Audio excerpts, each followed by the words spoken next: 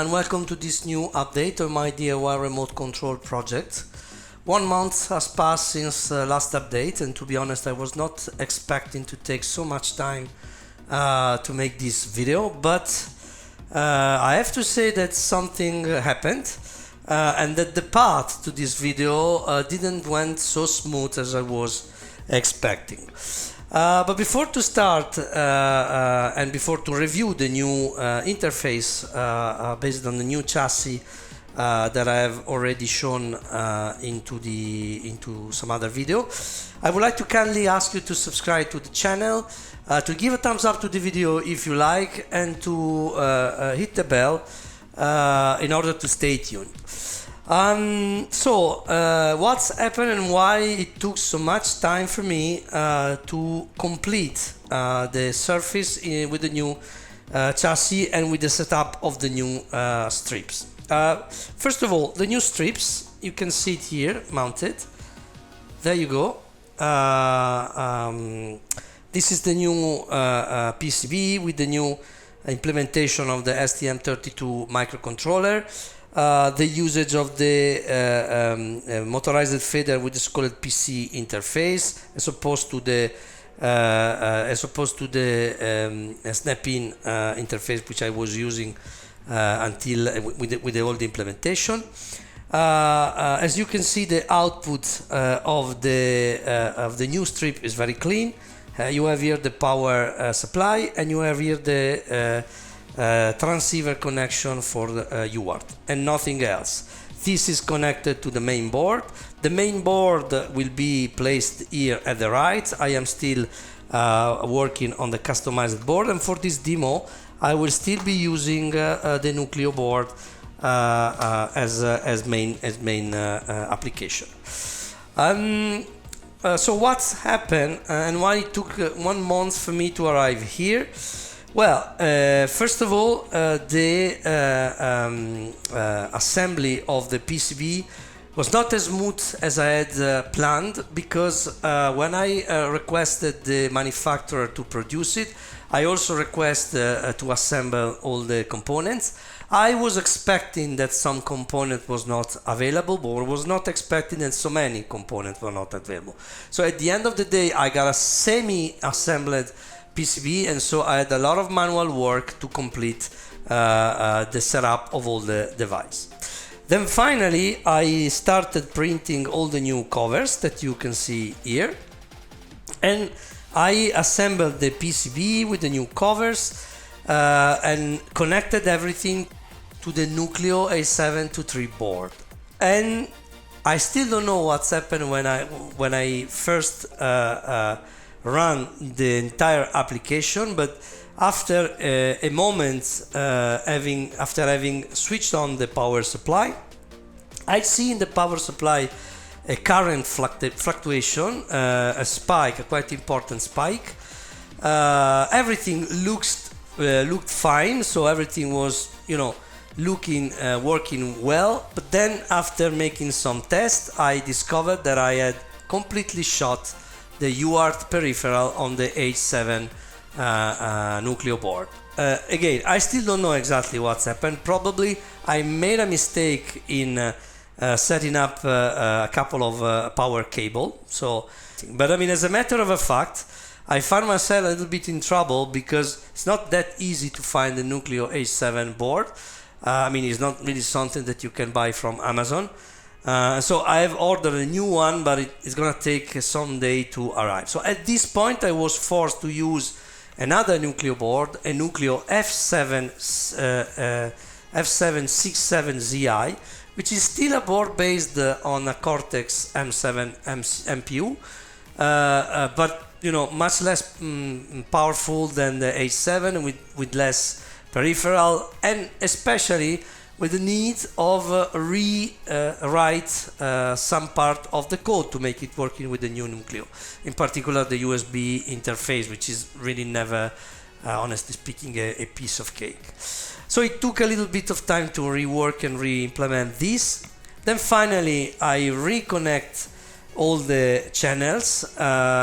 This time I did it one by one in order to not make mistakes. But then when I finished to connect all the channel and everything was looking fine, and I ran the entire Cubase application, I discovered that the performance of the new strips were very, very poor. In particular, I noticed immediately that I had a problem of overrun on the UART of the strip, of the MCU of the strip. What is an overrun problem? The overrun problem is a problem that arises when you use a serial communication interface in an asynchronous mode, so based on interrupt, and the source of data, in this case the Nucleo board, sending the data to the channel, is sending the data too fast respect to the capacity of the Nucleo board, respect to the capacity of the strip to consume the data.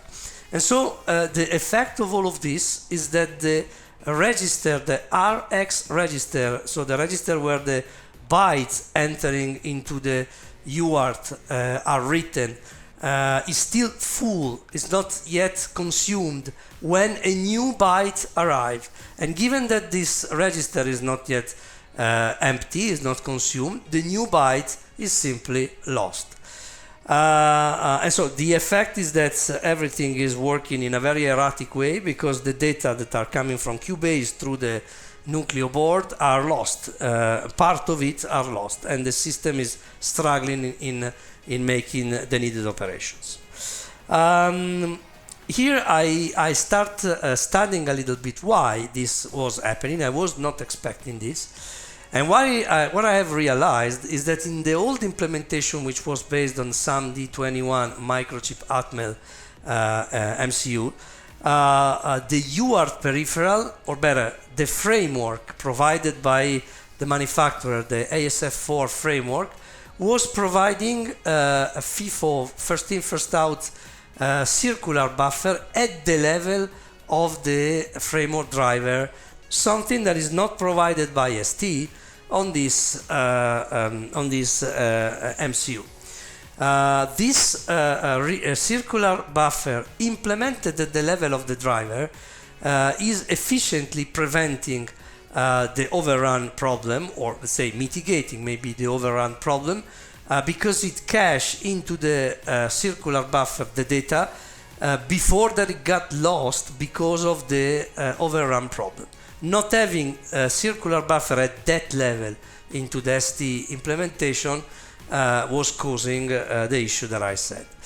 I tried first of all to implement this circular buffer at the level of the driver without success, and then I found a way on the Nucleo board, so on the source, to generate a very, very tiny delay. I have implemented the timer that runs in million part of second, and I have introduced a very, very small delay for 300 microseconds, which is enough to let the STM32 in this implementation consume the data arriving into the buffer. And by the moment I implemented this very, very small delay, everything immediately started working very well. I have to say that I found also some bugs. I mean, this was a completely new implementation, so it's normal, which I have fixed, and now finally I have a very well working implementation. So let's see now the demo. In order to make the comparison meaningful, I'm gonna use exactly the same track that I used in the old implementation, so that we can see that everything is working exactly in the same way, which is a very positive one. So let's open the projects in Cubase, and there you go. Everything gets in position. I'm gonna go to the start. Everything here is fine. The track number 8 is selected, and this is correctly highlighted here. Just as a reminder, this project is not very meaningful from a musical perspective. It's just a project full of audio tracks where I try to register as much as possible automation in all the part of the interface in order to really fully stress the interface with the maximum load of data that can arrive from Cubase. So let's run it.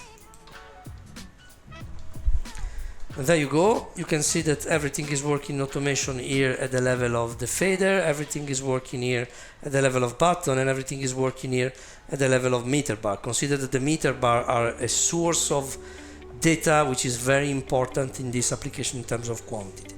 The same here at the level of the rotary encoders. How can I see that everything is really working fine?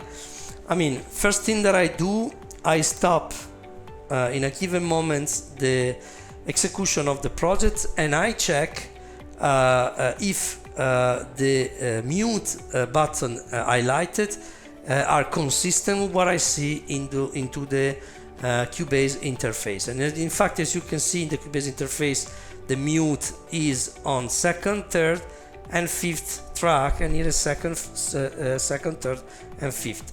Why I do this? Because the byte that tells the interface to switch on the LED on the button, it's a single one, it's a specific one, and this is typically what you lose when you have a big flow stream of data, for instance, to move all the motorized fader, and you see it because it gets incoherent with what you see on the interface and what you see on the Cubase virtual interface. But as you can see, it's perfectly working. I'm gonna run it a little bit more. We stop it. Here you see no one is on, no one is on. Let's get again. Here just the first one is on and the first one is on, and on the off on all the other ones. So it means that it works perfectly. Another element which I find very important is I have, in order to verify that I have resolved the problem of the overrun, I have registered a very tough automation on the channel number 5. We're gonna see it in a moment. You see here the fader which is moving very hardly up and down. This means that the stream of data that are arriving on this channel is very important in this moment. And if I, for instance, switch on the arm button, you see, the arm button switch on in terms of light, but it had a very tiny delay. We're gonna see it again. There you go, you see, it takes a little bit of time. Why is it important to see this? It is important because this is showing that the data is correctly saved into the circular buffer that I have implemented at the level of the business application, so much higher level than the driver I was talking before. So the byte is correctly arriving into the business application at a higher level, and is correctly buffered into the circular buffer. Then, of course, it has a little bit of delay because the MCU, it takes a little bit to arrive to the consumption of this byte. But the byte is not lost. It means that it works very well. Then another thing that we can see is gonna register here some automation in live, as you can see. I'm gonna do it here. And there you go. Or we can register some more mute here. You can see that everything is working fine. So the good thing is that everything is perfectly set. We have two arm button on. We have two arm button on here, here, and here. It means again everything is perfectly coherent, and that's a very good use. Again, this small delay is telling me that everything is correctly saved in the buffer and then consumed by the main thread inside the application. That's it. I want to thank you very much for your time, and I'm going to see you in the next video. Bye.